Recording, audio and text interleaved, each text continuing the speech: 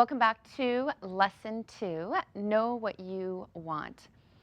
My name is Kristen Owens, faith-centered success coach and host of Creating Your Best Life Now on Rogers TV.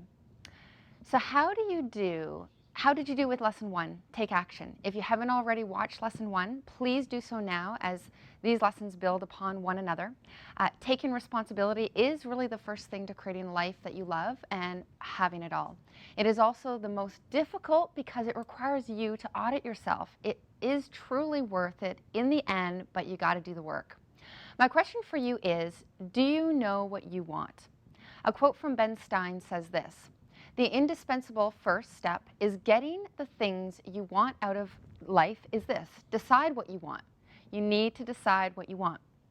Do you know what you want in your life and out of life? Have you ever thought about that? What are your dreams?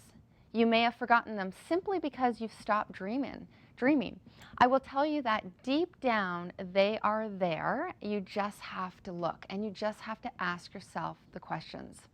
I would say that the reason you don't have what you want is because you haven't decided what you want and or being very clear on exactly that. So today we're going to determine what you actually want, because if you don't know what you want, then how are you going to even know that you've created that life that you love? How are you going to even know that you actually have gotten there? So when I work with women, I ask them what they want, and many times they answer, for the most time they answer, "I don't know. No one's ever asked me that question, and I've never even thought of it. It's just kind of my life." You might ask yourself why you don't know. There are a few reasons, but the one reason is past programming from childhood. As children, we learn from what we hear and what we see. So we were deposited into by teachers, by parents and coaches and grandparents and other adults. And as a child, you were pretty clear on what you wanted, especially when you wanted to eat. You were learning to walk and do all the things that kids do. But you may have heard things like, "Don't touch that, don't do that, stop talking so much. No, you don't really want that. Why do you want that? It's too much money. You always ask for things. Stop asking for things. You don't really feel that way. Enough crying. You're acting like a baby." And then when you got older, "You can't have your cake and eat it too. Money doesn't grow on trees. Not all dreams come true. You're selfish. Stop wanting more," and all of that stuff. Whether these statements were said with ill intentions or not, we begin to hear them over and over and create our beliefs within us that things are not possible, that all things aren't possible. Dreams don't actually come true. It's just a dream. You learned how to act, how to get someone else's approval, even at the expense of your own happiness.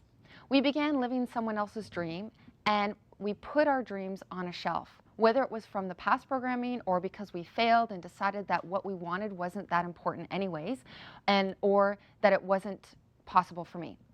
I'm here to say, stop settling for less. You can have what you want, but you have to know what it is that you want first.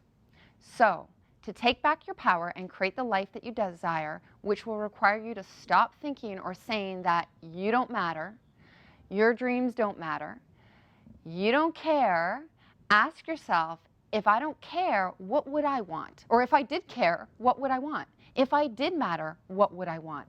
Or what would I rather be doing? If I did have a choice, what would it be? If I did have a dream or dreams, what would they be? You are simply in a habit right now with making other people's dreams your priority and not your own. So let's change the habit now. I want you to remember that this information is good information, but if you don't take the action, you're not going to see results.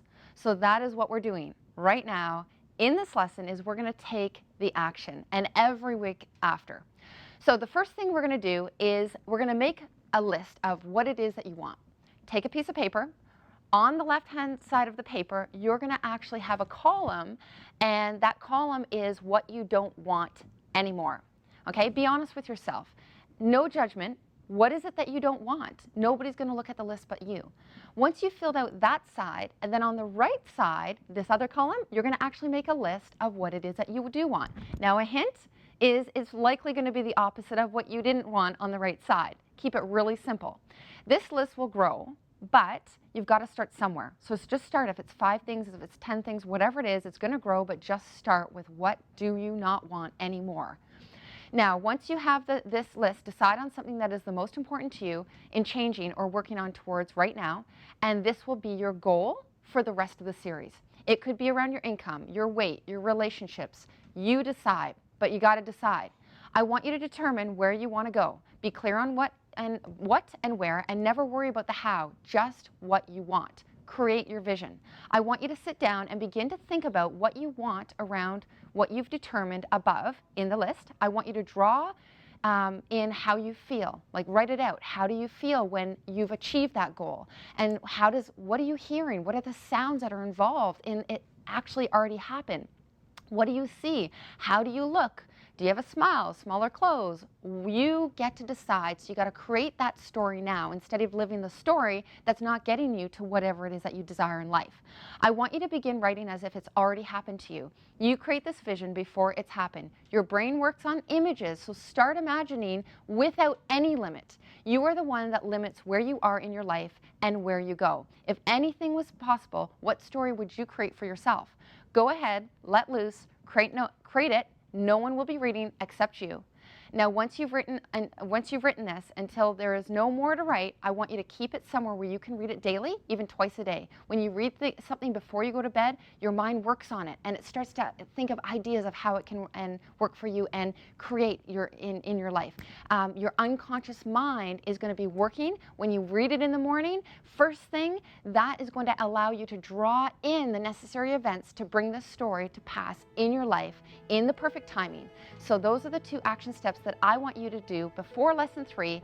And lesson 3 next week is all about believing it's possible. I'd love to hear what you're doing.